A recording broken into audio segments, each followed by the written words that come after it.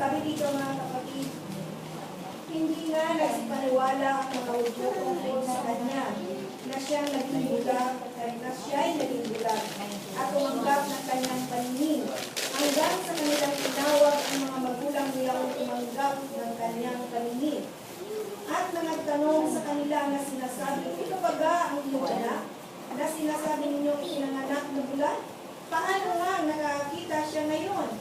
Nagsasagot ang kanyang mga magulang at nagsabi, nalalaman namin ito'y aming anak at siya'y isinanganak na bulag. Datapwat kung paano siya'y nakakita ngayon ay hindi namin nalalaman. O kung sino ang nagpadilag ng kanyang mga mata ay hindi namin nalalaman. Tanungin siya, siya'y may gulang na, siya'y nagsasalita para sa sarili niya.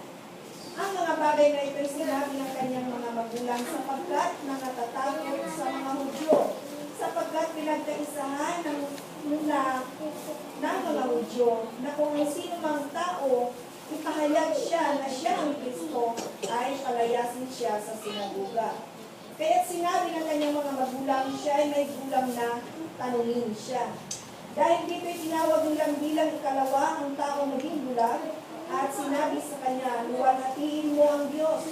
Nalalaman namin makasalanan ang taong ito. Sumagot nga siya, kung siya ay makasalanan, ay hindi ko nalalaman. Isang bagay ang nalalaman ko na bagaman ako'y naging bulag, ngayon nakakakita.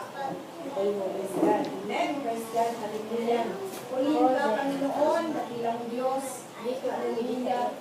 Sa gabi ito, Panginoon, kami po, Ama, ay dumudulong sa iyong kainan, Ama, upang hingin, Ama, ng ang iyong patnubay, O Diyos, sa gabi ito. Nais namin, Panginoon, na pangunahin ng Panginoon ng lingkod, kung po siya, Panginoon, sa iyong pagkakasian. Ikaw, Panginoon, ang siyang makita, hindi po ang aming mga sarili, Panginoon. Ikaw, Panginoon, nagdalhin natin. Lord God, kumulit ako, Panginoon, sa gabi ito, Panginoon, Ikaw, God, ang siyang mamunod sa Panginoon sa amin, Ama. Maraming salamat. Paspasan mo, Panginoon, ang mga salita mo, O Diyos. Purihin ka, dakilang Diyos, sa pangalan ng dakila, in Jesus' name. Amen. Whereas I was blind, but now I see.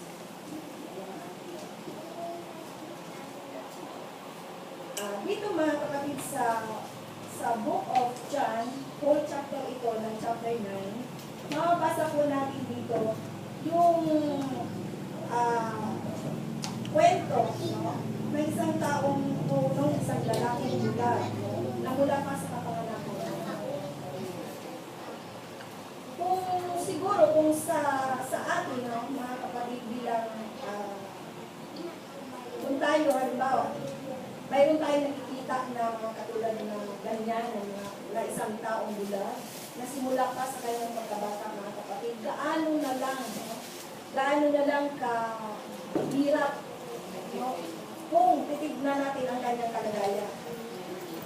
Siguro, bawat isa sa atin, may nakakita na ng mga ganyan sitwasyon. Kasi sa akin, mga kapatid, nakita ko yung isang gano'n na simula sa pagpanganak niya, bulag na po siya, mga kapatid. At siguro dahil sa hindi naman po pwedeng hindi ito siya ng kanyang mga magulang. So, ang nagiging routine niya sa araw-araw, mga kapatid, ay yung kung saan banda yung araw-araw ganun ang ginagawa niya. Alam niya kung saan banda yung kusina, alam niya yung lamesa, at lalo na yung kanyang higaan. No? Alam niya yun, mga kapatid, dahil kumbaga buong buhay na niya, mga kapatid, ay ganun ang kanyang ginagawa. So, ganun kahirap, mga kapatid. Ako, witness ako sa bagay na ito, mga kapatid, at naawa ako sa kalagayan ng isang batang yun, na parang kinalakihan na lang niya ang ganung sitwasyon. Kahirap. So, sa atin, no, bilang sa atin na lang, no, kung ilagay natin sa ating sarili ang bagay nito, parang hindi natin kaya, kung sa atin lang ngayon, dahil nakaranas na tayo, mga kapatid, ng liwanag, no, nakakita na tayo ng liwanag. pag nangyayari sa buhay natin ito mga kapatid, gaano kahirap ng isang tao na wala ng Panginoon. Praise God. Gaano kahirap yun mga kapatid. So, ngayon mga kapatid dito, no, kung alam natin, mayroon tayo ditong sinasabing tatlong dahilan kung bakit naging bulag ang isang tao. Ito yung sinasabi dito, number 1, yung sinasabing physical blindness. No, dito sa John 9:2, ang sabi dito, mga kapatid, at tinanong sa kanya ng kanyang mga alagad at nagsasabi, Rabbi, sino ang nagkasala? Ang tao ito o ang kanyang mga magulang upang siya ipanganak na bulag? Alam niyo mga kapatid, likas na sa ating mga tao, no, na kapag tayo makapita ng gano'n, naglalaro na sa isipan natin na siguro itong taong ito maaaring makasalanan ang mga magulang. Siguro minsan ako, nadanas ko, inaamin ko, minsan ako nakakita ako ng mga tao, mga kapatid na naghihirap sa buhay. Katulad ko kasi, naghihirap ako sa buhay, nakaranas din ako ng gano'n. Nagtatanong ako sa sarili ko, nagkasala ba ako, Panginoon? Mayroon ba akong ginawang mali sa harapan ng Panginoon? Ganon din naman kung makatingin tayo sa ibang tao, no, nakapwa natin, na kapag ang tao ganito, naghihirap sa buhay, o kaya may karamdaman ito mga kapatid, minsan sumasali sa isipan natin, siguro yung tao ito nagkamali sa buhay niya, sa plano niya sa buhay niya, o kaya nagkasala siya sa Diyos. Kung bakit siya pinaranas ng Diyos ng ganong buhay, o kaya kung bakit siya pinarusahan. Agad nagsasabi ka agad yun sa ating isipan. At minsan dumarating yun sa isip ko mga kapatid. Kasi nga ako, isa akong nakaranas ng hirap. Lahat naman siguro tayo mga kapatid, naghihirap. Nakaranas ng paghihirap. Amen mo ba mga kapatid? Amen. Wala tayo, hindi tayo, kumbaga, sumulpot na lang sa mundo nito, na hindi tayo nakaranas ng mga paghihirap. Lahat tayo nakaranas ng paghihirap. Kaya nga lang, paiba-iba. No? Iba-iba ang mga pamamaraan ng kahirapan. So, yun yung mga kapatid. Ganon ang kaisipan ng alagad na ito. Tinanong niya ang Panginoon. Sabi niya, Guro, sabi niya ganon, sino ang nagkasala? Ito bang taong ito na bulag o ang kanyang mga magulang? Siyempre, ano ba ang sagot ng Panginoon? Sabi niya dito sa verse 3. Sumagot si Jesus, hindi dahil sa ang taong ito ay nagkasala, ni ang kanyang mga magulang man, kundi upang mahayag sa kanya ang mga gawa ng Diyos. Okay? So yung pala mga kapatid, hindi dahil sa kung ano kasi tayo, masyado kasi tayong pinukonklud na natin, no? Parang binibigyan na natin ng katapusan, no? Ang mga pangyayari sa mga kapatiran natin o mga kapwa natin, no? Na kapag nakaranas sila ng gano'n, siguro gano'n nga, oo. Siguro nga, gano'n. Binigyan na natin kaagad ng hatol ang mga tao ganito. Pero sabi ng Panginoon, hindi. Ang nais lang ng Diyos na makita ang kapangyarihan niya tungkol sa taong yun. Kaya niya ipinahintulot na nagkaroon siya ng ganong kapasalan. Hindi naman, di ba sabi nga, hindi naman tayo pinanganak dito sa mundong ito na para lang tayong,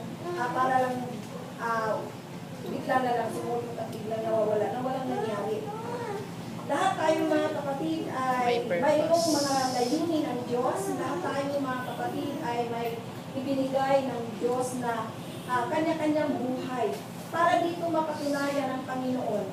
No, ang kanyang mga anak ay totoo bang maglilingkod sa Kanya. Amen? Amen. So yun mga kapatid, dapat tayo pala mga kapatid ay hindi tayo magiging kumbaga maiksi ang pag-unawa pagdating sa mga bagay na ito mga kapatid. Ang Diyos, kahit kailan na mga kapatid, hindi siya katulad nga, di ba, sa yung babae na makasalanan. Hindi siya humatol doon sa mga tao na yun o sa babae na yun na makasalanan. Dahil ang Diyos, kahit na alam natin na ang Diyos lang ang pwedeng maghatol, pero ang sabi ng Panginoon, bumayo ka. Kumbaga, hindi niya hinatulan ng babae makasalanan. So tayo din mga kapatid, lagi natin ilagay sa ating isipan na may gagawin ang Panginoon sa tao na yun. Bakit ganoon ang nangyari sa buhay niya? Kasi nais ng Diyos na makita mismo niya sa sarili niya kung ano ang kapangyarihan ng Diyos sa buhay niya. Amen po mga kapatid. Palapakan natin ang ating Panginoon. Praise God. Hallelujah. Kaya nga, kung kailan, ito nga mga kapatid, ano? Kasi nga, ang sabi ng Panginoon, upang mahayag ang gawa, no? Ang gawa ng Diyos sa atin, praise God. So kaya nga, tingnan mo ang mga tao. Tingnan nyo, karamihan, lalo na sa mga taong hindi pa nakakilala sa Panginoon, praise God. Kapag wala pang naranasan ng paghihirap o anumang mga lumarating na kalamidad, anumang lumarating na pagsubok, hindi sila natututong lumapit sa Panginoon. Danas ko yan at alam ko yan mga kapatid dahil nung ako'y wala pa sa Panginoon, nakakaalala lang akong malalangin kapag mayroong mga problema. Totoo yun. No? Siguro naman, siguro may mga kapatiran tayo hindi dumanas na ganitong mga pagkakataon. Pero in general, mga kapatid, lahat halos tayo dumadanas ng ganitong pagkakataon na kapag mayroon tayo sulok sa kanan natin, hindi tayo nakaalala pag once na tayo medyo maano pa, kumbaga sa Bisaya pa mahamugaway ang kinabuhi. Diba? Maalwan, kumbaga ang buhay. Yan. Kapag maalwan ang buhay, parang panatag ang ating kalooban. Amen po ba mga kapatid? Nandoon yun nga ang sinabi ng yun nga ang sinabi ng Panginoon na ang sabi nga ng Panginoon, dahil tayo kasi mga kapatid ay likas na sa tao na pag wala tayong problema, hindi tayo lalapit sa Panginoon, malibala na, no?